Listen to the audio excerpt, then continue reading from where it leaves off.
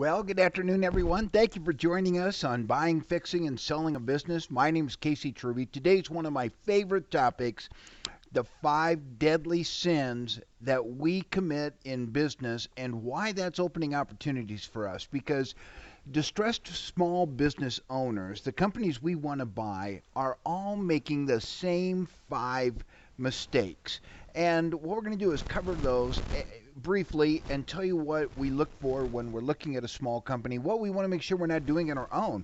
And here they are. The first one is we commit the sin of the inaccurate assumption.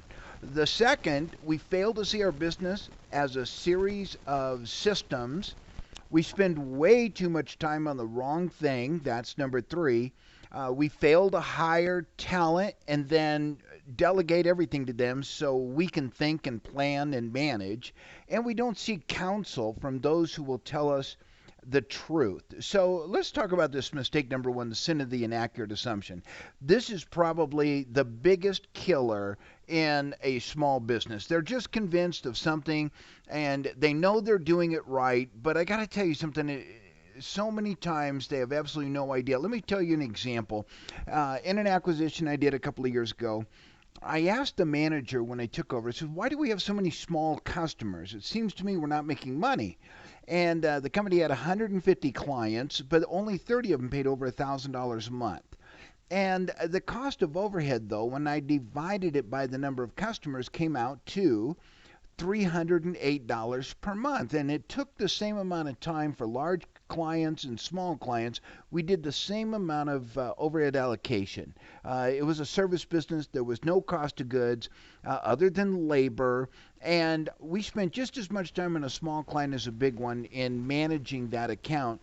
And those small clients paid us an average of $165 a month. Well, that meant we were losing $203 per month on 120 of our customers. And I asked everybody in the management team that was there, why are we doing this? And they were so convinced with their answer.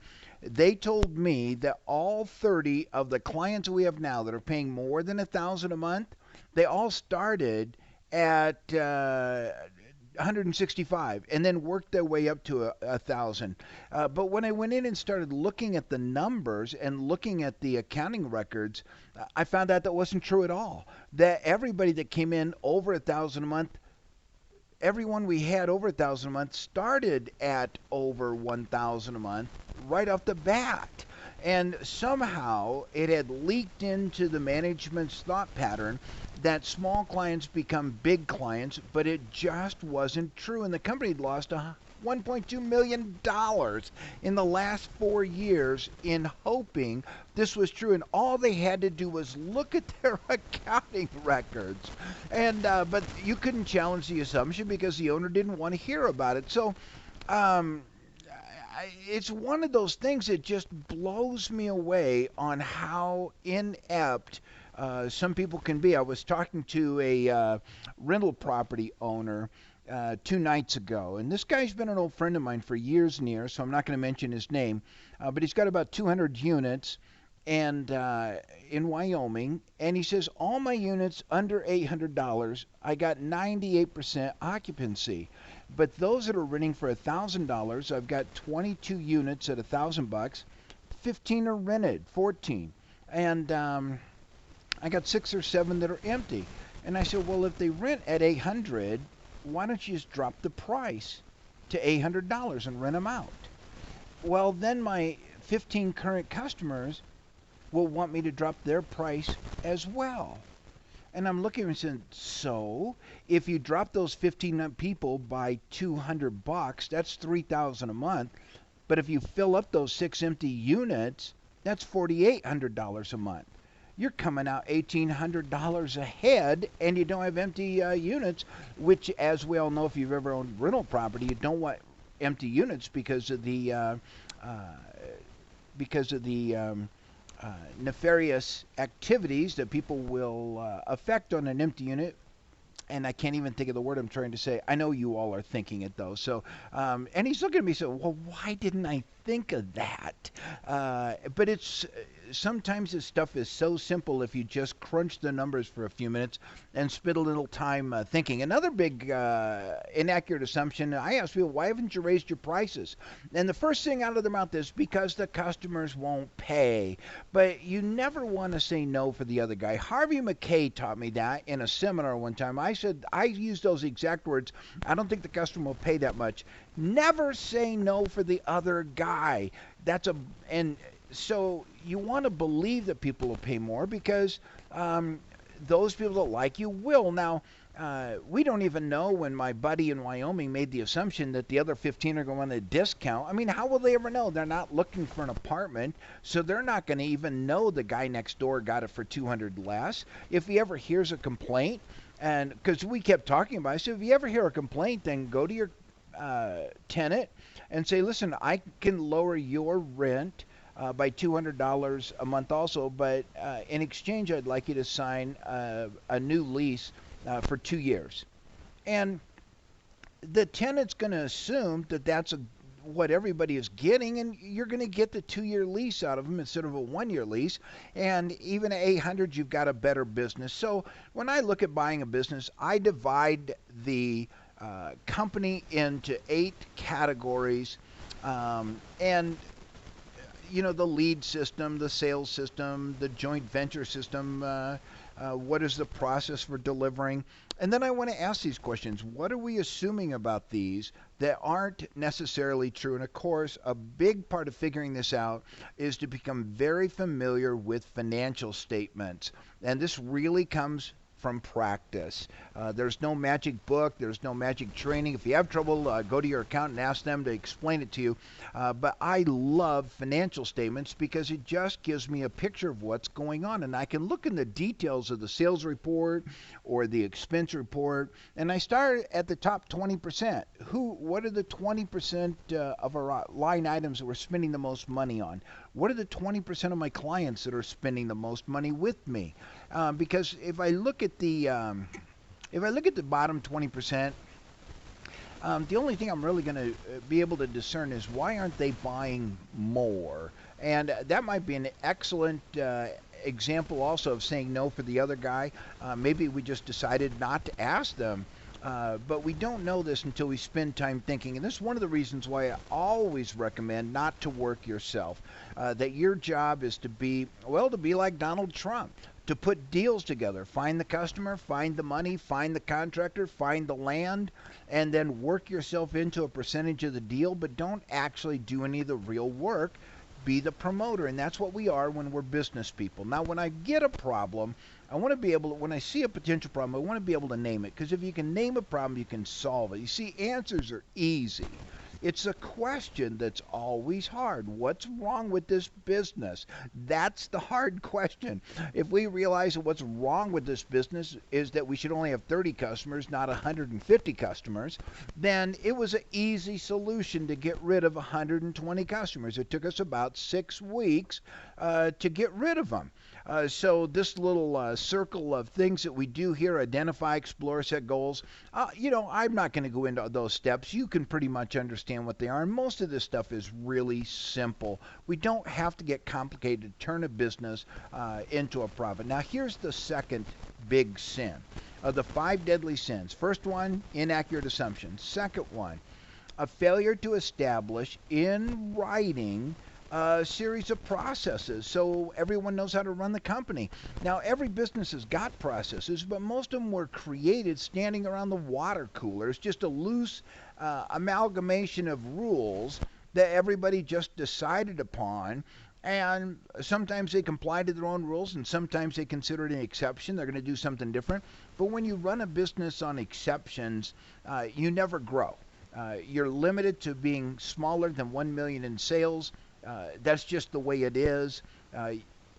Categorically, if you don't have written rules, you're never going to get very successful. And the worst part about all those amalgamated rules created in the thoughts and in the brains of all my employees is when somebody leaves, I lose everything they know. They don't leave anything behind that they discovered over their lifetime of working for me. So I make everybody write down, how do we do things? So that people quit coming to me and asking me, what do you want done here? If a customer asks for a refund at one of my businesses, my staff know exactly how to handle it. They know the range of authority. My range of authority is you can make any decision up to $1,000. If it's over 1,000, send me an email. If it's over 5,000, call me on the phone. But do it. I mean, you've got the rules, you got the experience, you got the guidelines written out. Take care of it. Don't call me about this kind of thing. And the problem with the business where everybody comes to you is that you're always unhappy because you never really get anything done. You don't feel like you accomplished anything at the end of the day. People are knocking on the door. They're bugging you. They're unhappy because they can't do anything without talking to the boss. And if you're unavailable, then they're just standing there with their thumb up their nose. And your people are unhappy, you're unhappy, and the clients consequently are unhappy because one of the biggest lies in business that customers always write, that's not true. Your employees are the most important person in your business. You can get more customers, but the employees have got to feel like they're right and that they are following the rules and guidelines, that they have the authority to make decisions and get their job done. So when I get this business, I walk in, I look at them, and they don't have written presentations. They're ripe for takeover at discount prices. Now, here's something interesting about companies with rules. You see, in the world, only 4 out of 100 businesses ever get to $1 million in sales. Isn't that amazing? When small businesses start, and millions start every year, only 4 out of 100 ever get to $1 million, and that's because what I'm just telling you about these 5 sins. They all keep making them over and over and over, and they get stuck up to the point where they have the capacity to touch everything. I see a lot of business over my lifetime that'll grow to 20, 25 employees. All of a sudden, the whole place gets out of control. The owner gets frustrated and says, the hell with this, and he lets everybody go except 4 or 5 of his key people. All of a sudden, he's back in the black, and he says, wow, I'll never do that again. I don't want anything to do with growth. I want something I can run. And so what they did is they got themselves beyond their capacity to touch everything that happens, and then the company starts to fall apart because they never wrote rules or instructions down. So I don't want to be that person. I don't want to be involved in every single thing that goes on in the company. I want to work on the big picture things because it's more fun, it's more rewarding. And you can't wait till you get big and then start thinking big. You have to think like a real business person, even if you're only doing $100,000 a year. Start looking at ways to write rules, especially so you can get out of the work, and we're going to talk about that in a minute. The other thing on here is only 4 out of 1,000 businesses ever get to 10 million in sales, and 10 million is really the point when you are a sellable commodity. I mean, you will rock. And when we were out fundraising for AutoKept, you've all heard me tell you we had a bad time of it. People didn't want to invest in the company. And now that we look back, we're kind of glad. We did get a couple of our current customers to throw a couple $100,000 in. People have known me for years. That got us over the hump, got us into profitability. I'm glad we didn't take money because one of the people that we spoke with said, get the company up to $100,000 a month, and you can raise 10 million. Get the company up to $1 million a month, and you can raise $100 million. Well, I don't even want to get to a million a month. If somebody comes along here and says, we want to buy Talk Accounting for anywhere from 10 million to 35 million, if it's the right moment, then that's good. It's time. I got the deal. I built it to my capacity, and now somebody with bigger, more gravitas than me needs to step in and take it to the next level. But keep that in mind. Only 4 out of 100 ever get to $1 million. Only 4 out of 1,000 ever get to 10 million in sales. Now, here's the reason why they don't manage what's going on, because they can't measure it. And this has got to be one of the things that you have stuck on your wall. If you can't measure something, you can't manage it. And if you can't manage it, you can't improve it. So you just have a permanent problem that never goes away. So since only 4% of the businesses have systems in place, interestingly, they're the same 4% that went over 1 million in sales. So we want, whenever we take on a business, one of the first things we're going to do is go to the employees and say, write systems. And I make them flow chart their job. We just give them real simple, cheap flow charting software they buy online for $5 a month. Flowchart your job. Tell me what you do. Only flowchart the things that you do 4 or 5 times a day to start with. And it's real simple for them to do. But now we've got a starting operations manual on how to run the company. I always put all my companies into document systems, so we're paperless, so nobody's looking for stuff up and down the hall. Looking, do you have the file folder? Where'd this piece of paper go? I'm real big on getting things into paperless, and so that when any order comes, it goes to the paperless system, automatically attaches to the flow chart. These things are real simple to do, but it gives me the ability to see everything that's going on in real time. So I have 3 monitors on my desk, and one is for workflow, one is for customer contact, so I can keep track of sales leads generation, etc. And one is for financials, and I look at my financials every single day. I do it for 5 minutes at 5 a.m. or 5 p.m., depending on your business. I want to look at the numbers, and I want to see what are my KPIs, my key performance indicators. I want to see how's our cash flow today, what were our sales today, what was our profit today. Because what I've discovered is on days when I'm profitable, those are also the days that I and everyone else had the most fun. So we want to do those things again tomorrow, so the business is fun and so we're making money. And, you know, if you decide to flip a business that you're gone into, I can tell you your multiples and your sales points, your dollars collected are much higher if you've got written systems in place. Now, here's the next one, the third deadly sin. We spend too much time on the wrong thing. And this is probably something that you know in your gut. If you ever looked at the things that you do each day and picked out the 1 or 2 or 3 that make money, you're probably spending about 2 out of 8 hours doing things that actually drive profit to the company. The rest of the day, who knows what you're working on? It's all junk. It doesn't really matter. And so I'm going to give you an example. A couple of years ago in Tucson, I walked into a generator rebuilding company. And, you know, it's an old businessman. He's doing real well over the years, up to $250,000 or $2.5 million a year in sales. And this was a cold call. I just happened to be talking to the business next door, and I just stopped in and introduced myself, told the guy I do outsourced bookkeeping, hoping maybe I'd get a client from my wife.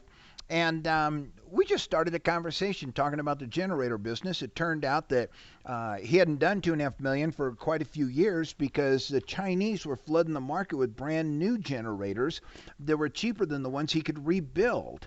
And the customers, and his customers are all fleet owners, and so one guy buying a generator, they go down to CarStar, and CarStar sells him a brand new Chinese generator. So that wasn't his market. His market were fleets. But the fleet buyers were doing the same thing. They were ordering direct and just stocking 10 or 20 generators in stock. So they weren't sending work to him anymore. And you know, when he's asked me, what do you think I should do with this? What do you think I should do with this business? I said, well, you got 2 choices here. One is you can start looking for another line of work because this one's going to eventually evaporate. The other thing you could do is go out and buy all your competitors extremely cheap, roll them all up into one. You'll be the only local generator company in Arizona, and for the next 5 or 10 years, while there's still some business out there, you can jack your prices up 20% because there's no competition to beat you up except China, and the guys that don't want to buy Chinese junk are still going to buy good stuff from you. So either start looking for something else to do, or go out and buy your competitors very, very cheap. Don't pay much for them. Roll them up and raise your prices. And so here's something interesting, though. I said, what about letting me do your book so I can help you get all this put together? No, I got this CFO. He's been with me for years, and I'm paying him $200 a quarter a year. And I said, well, when you were doing 2.5 million, that probably made a lot of sense, but your sales are below half that, and you're still paying the guy 220,000 a year. Uh, but interestingly, some people like their mistakes, and they continue to make their deadly mistakes. So this guy was just working on the wrong thing over and over, trying to get that generator business built when he shouldn't. He's just a run around like a chicken with his head cut off. And by the way, this is what his office looked like. So we had chaos from the beginning. The moment I walked in, I knew the guy was a chaotic thinker. When we look at what we're doing that makes us money and what is a waste, the truth is, about 20% of what we do, the 2 hours a day out of 8 hours, makes up all of our profit. And yet we get stuck chasing chickens around the yard that aren't valuable to us. And I hate that. I hate chasing chickens around the yard. So I have a little poster on my wall. It's a little prayer I say every day when I sit down, and it's just sitting right next to my desk. It says, Lord, let me find one good new customer today, a grade A customer.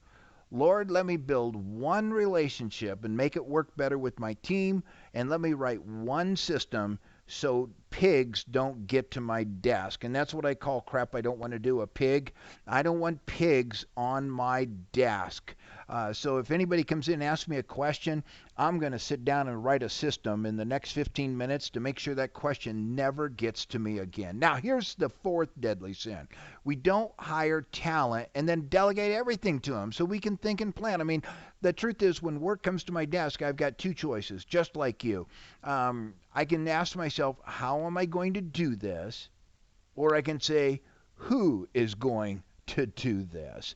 My sister visited me from Alaska a few weeks ago, and we were talking about building a fence on this new property, and she's telling me about when they built a fence, how they had a post hole digger and bought quickset cement, and how she stretched the wire with the tractor to pull it taut before she nailed it. And after a few minutes, she's looking at me and says, you're not really interested in this, are you? And I smiled and said, Karen, the big difference to you and I is when you have a project, you start figuring out how to do it. I figure out, where did I leave the yellow pages? And so I get a lot more done than you. And the truth is, you might save the 20 or 40%, but I get a lot more done. And I think this was one of the biggest things I ever learned from Michael McCaffrey, the guy that invented Telemagic, one of the first CRM softwares.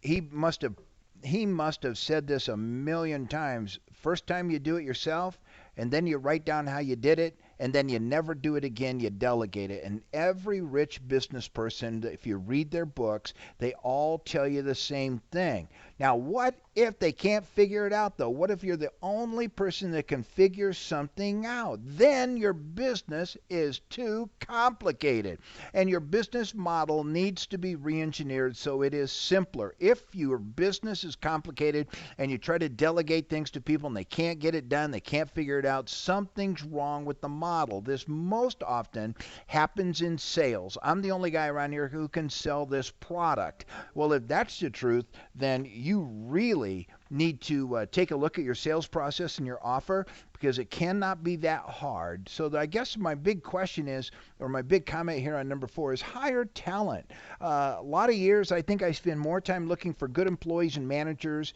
and joint venture partnerships than I do looking for customers, because I want to find that guy that I can turn things over to. Now, this presentation we're doing was originally presented 3 years ago.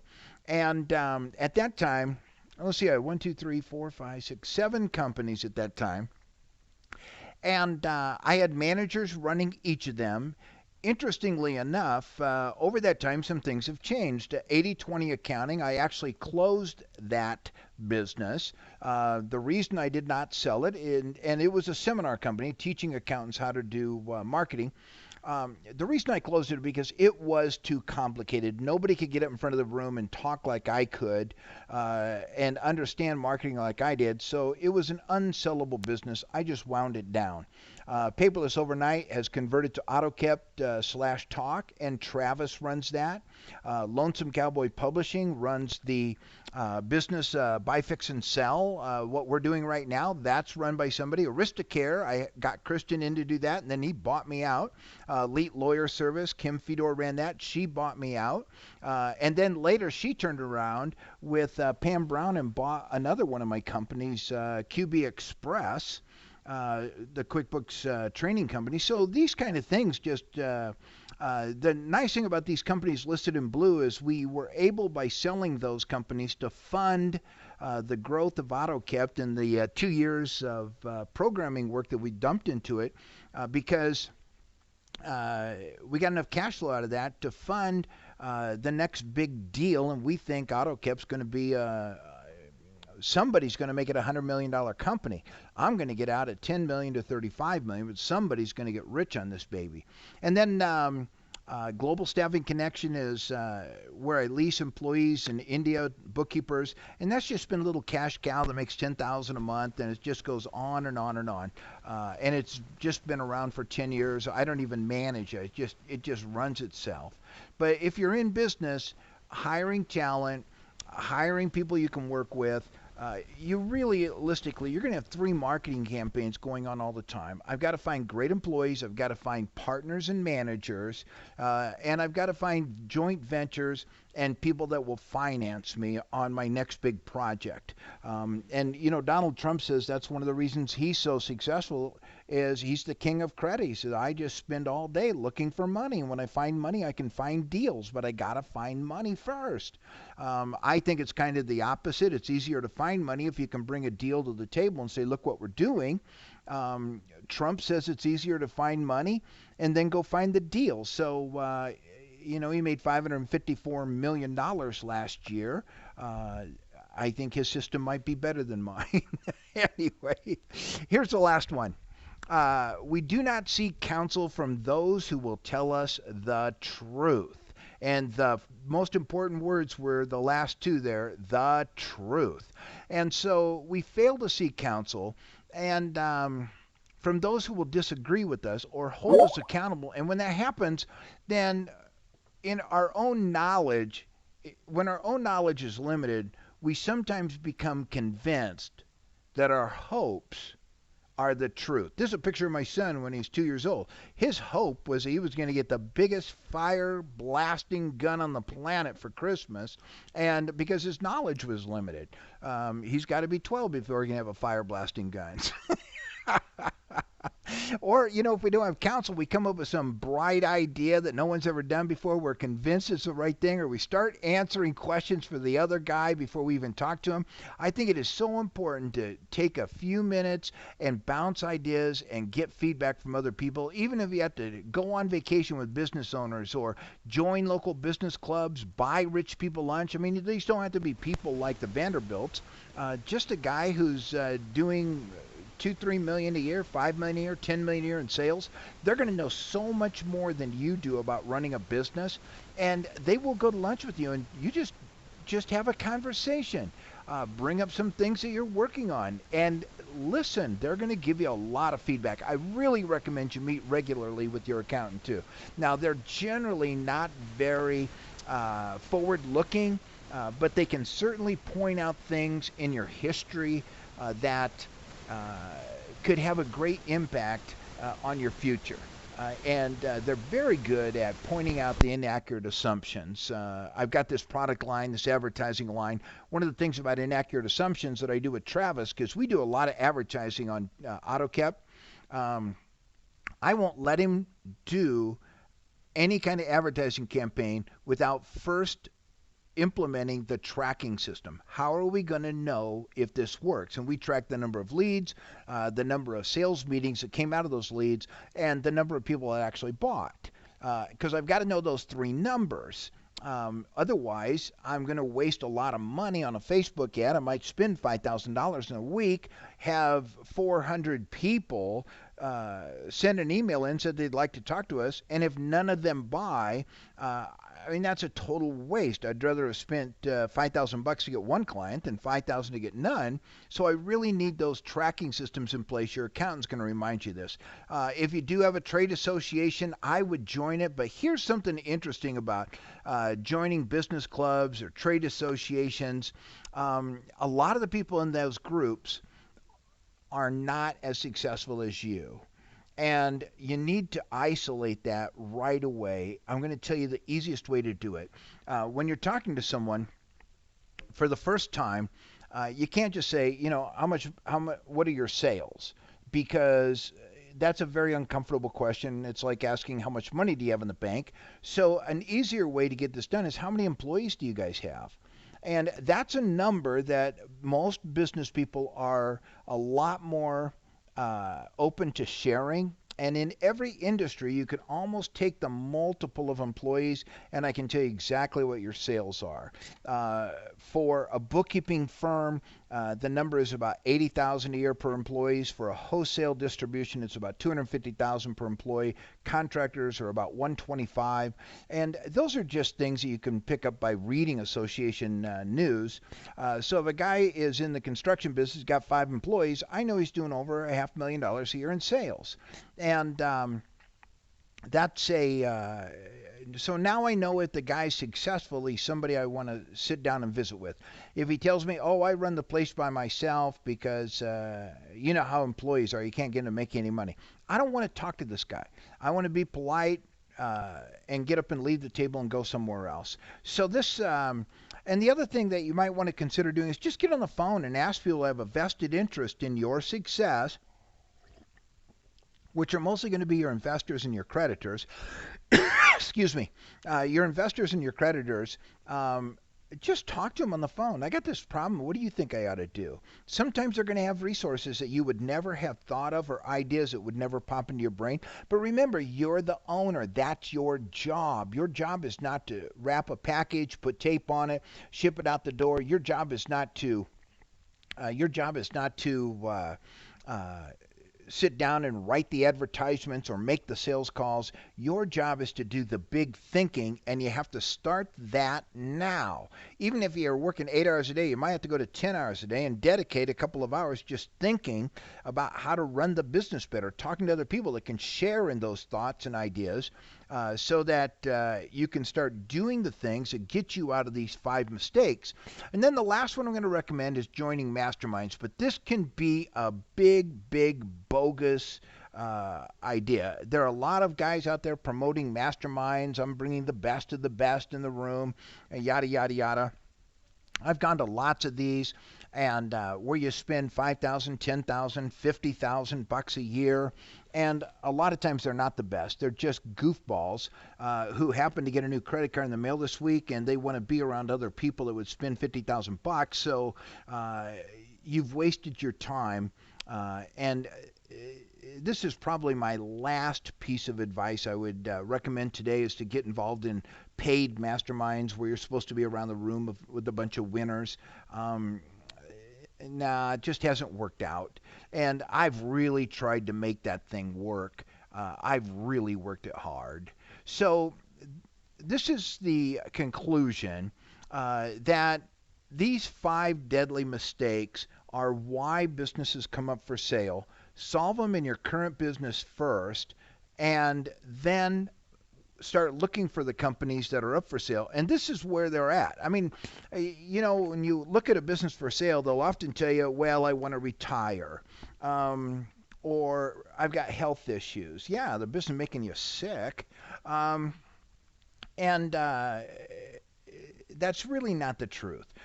Most of the time, a guy wants to sell a business because A, it's just not making him enough money for the amount of time he puts in, and B, he's unsuccessful at getting someone else to run it, so he can ignore it and go on to something else, and get a couple of $1,000 a month as a royalty out of the deal. But it always boils down to, I'm not really getting enough money out of this, so I've got to try something else. And with that starting point, because that's the real answer. I want to retire. My health is forcing, yada, yada, yada.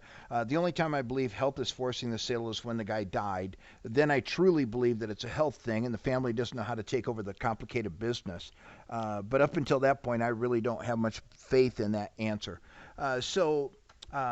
Keeping that in mind, figure that whenever you're talking to anybody, it's they're not making enough money, and then start looking for these deadly sins, and you'll be able to turn this thing around. Okay, everyone, thank you for joining us today. This is one of my favorite topics, and we did record it. I'll put the recording and the slideshow up on the customer hub so you can download it if you'd like. Okay, everyone, thank you now.